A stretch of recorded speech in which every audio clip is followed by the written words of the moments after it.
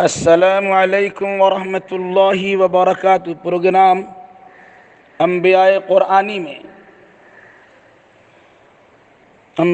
قرآنی میں آپ کا خیر مقدم ہے۔ آج کی اس مجلس میں یعنی انبیاء قرآنی کی 5ویں نشست میں آپ کا خیر مقدم ہے۔ اس مجلس میں سیدنا صالح علیہ السلام کا بالاختصار تذکرہ کیا جائے گا۔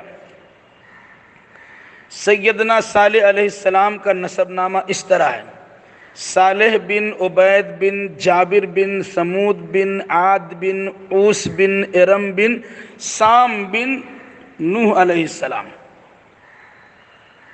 قرآن مجید میں سیدنا صالح علیہ السلام کا نام 8 مقامات پر آیا ہے، اور جس قوم میں سیدنا صالح علیہ السلام کی ولادت ہوئی اس قوم کا نام قوم سمود ہے، اور سمود کا ذکر قرآن مجید میں 9 سورتوں میں کیا گیا ہے۔ قوم سمود سامی اقوام کی ایک شاخ ہے۔ یہ وہی افراد قوم ہیں جو عاد اولیٰ کی ہلاکت کے وقت سیدنا ہود علیہ السلام کے ساتھ بچ گئے تھے، اور انہی کو عاد ثانیہ بھی کہا جاتا ہے۔ قوم سمود کی آبادیاں حجر میں تھی۔ حجاز و شام کے درمیان وادی قرا العلا تک جو میدان نظر آتا ہے، یہ سب ان کا مقام سکونت ہے۔ یہ علاقہ فج الناقہ کے نام سے مشہور ہے، جس کو اب مدائن صالح بھی کہا جاتا ہے، جو مدینہ سے شمال میں تقریباً 180 میل کے فاصلے پر واقع ہے۔ قوم سمود سنگ تراشی، چٹانوں کو تراش کر گھر بنا لیتے تھے۔ یہ لوگ تعمیر میں بڑی مہارت رکھتے تھے۔ اس میں ان کا انہماک شوق تعمیر کو پورا کرنے کے لیے تھا۔ اپنے رہائشی مکانات اور محلات میدان میں بناتی تھی۔ تعمیرات کے میدان میں شاندار ترقی کی تھی، جس پر ان کو بڑا ناز بھی تھا، اور یہ سمجھ بیٹھے تھے کہ وہ دنیا میں ہر طرح سے محفوظ ہیں۔ سیدنا صالح علیہ السلام کو اسی قوم سمود کی طرف مبعوث کیا گیا۔ قوم سمود بھی اپنے پیشرو قوموں کی طرح بت پرستی کے اندر مبتلا تھی۔ صالح علیہ السلام نے توحید کی دعوت دی، شرک سے روکا، رسول کی اطاعت و فرما برداری کا حکم دیا، فتنہ پرور اور فسادی لوگوں کی بات ماننے سے منع کیا، رب کی نوازشوں پر شکر گزاری کی تلقین کی، توبہ استغفار کا درس دیا۔ جواب میں قوم کے لوگوں نے کہنا شروع کیا: اے صالح، تم سے بہت ساری امیدیں وابستہ تھیں، باپ دادا کے رسم و رواج کے امین و نگہبان سمجھتے تھے ہم تمہیں، مگر اب ہم تمہیں اپنے لیے منحوس باور کرتے ہیں۔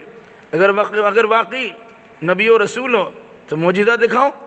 معجزہ کا مطالبہ کر دیا۔ اللہ نے بطور معجزہ پہاڑ سے اونٹنی پیدا کر دی، اور پانی پینے کے لیے گھاٹ مقرر کر دیا، اور فرمایا اونٹنی کو تکلیف نہ ہونی چاہیے، ورنہ تم لوگ عذاب الہی میں گرفتار کر لی جاؤ گے۔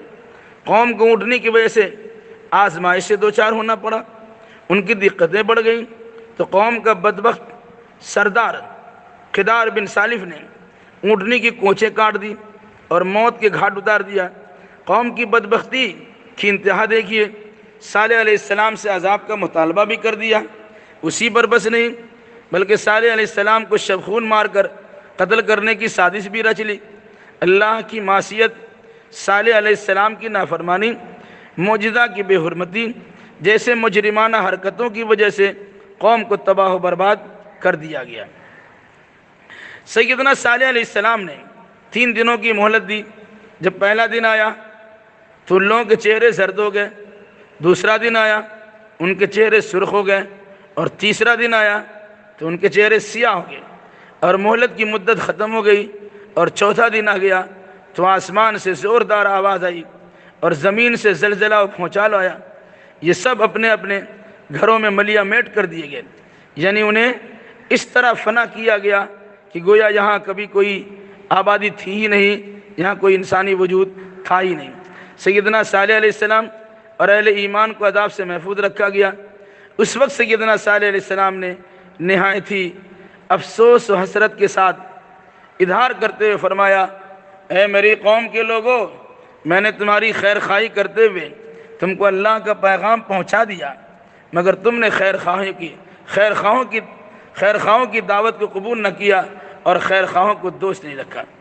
اس موقع پر ہمیں یاد رکھنا چاہیے کہ سیدنا صالح علیہ السلام نے اپنی قوم سمود کو بڑی نشاط اور چستی کے ساتھ دعوت و تبلیغ کرتے رہے، انہیں صحیح راستہ اور صحیح ڈگر پہ لگانے کی کوشش کرتے رہے، لیکن قوم کے لوگوں نے باپ دادا کی اندھی تقلید کے نتیجے میں صالح علیہ السلام کی بات کو ٹھکرا دیا اور ان کی بات کو ماننے سے انکار کر دیا، بلکہ کہنا شروع کر دیا، اے صالح، ہم تو تم سے بے شمار اور بہت ساری امیدیں وابستہ کر کے رکھے تھے، ہم سمجھ رہے تھے تم اپنے قوم کے نگہبان بنو گے، باپ دادا کے رسم و رواج کی نگرانی کرنے والے بنو گے، لیکن تم نے تو نیا راستہ ہی نکال دیا۔ اس مناسبت سے صالح علیہ السلام نے کہا کہ میرا معاملہ کچھ اپنا نہیں ہے، میں اللہ کا فرشتادہ ہوں، اللہ کا بھیجا ہوا رسول ہوں، اللہ نے مجھے فلاں فلاں چیز کی تعلیم دی ہے، میں تمہارے سامنے اس کا تذکرہ کرتا ہوں، تم مان لو گے تمہارا فائدہ ہوگا، نہیں مانو گے تمہارا نقصان ہوگا۔ قوم کے لوگوں نے معجزہ کا مطالبہ کیا۔ صالح علیہ السلام کے لیے اللہ تبارک و تعالیٰ نے پہاڑ سے اونٹنی پیدا کر دی، اس اونٹنی کو بطور معجزہ ان کے سامنے پیش کیا گیا۔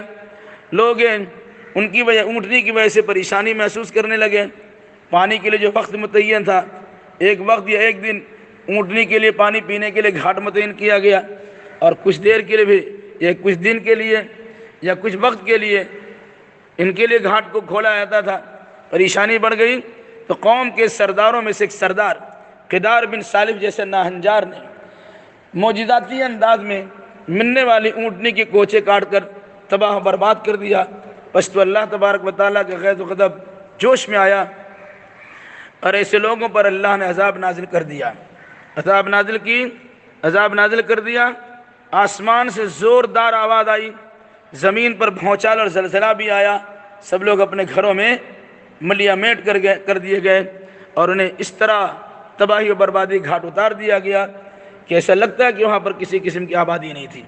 بس اللہ تبارک و تعالیٰ سے ہمیں بھی دعا کرنی چاہیے کہ اللہ اس کے رسول کی نافرمانی کرنے کے نتیجے میں اللہ کا عذاب آتا ہے، اللہ ہمیں عذاب سے بچائے اور اپنی نافرمانی سے محفوظ رکھے۔ یقیناً اگر کوئی انسان نافرمانی سے نہیں باز آئے گا تو اللہ تبارک و تعالیٰ بطور آزمائش کے یا بطور عذاب کے ان پر مصیبتوں کو بھیج سکتا ہے۔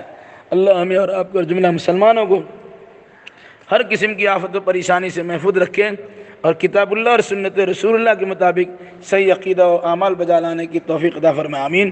السلام علیکم ورحمۃ اللہ وبرکاتہ۔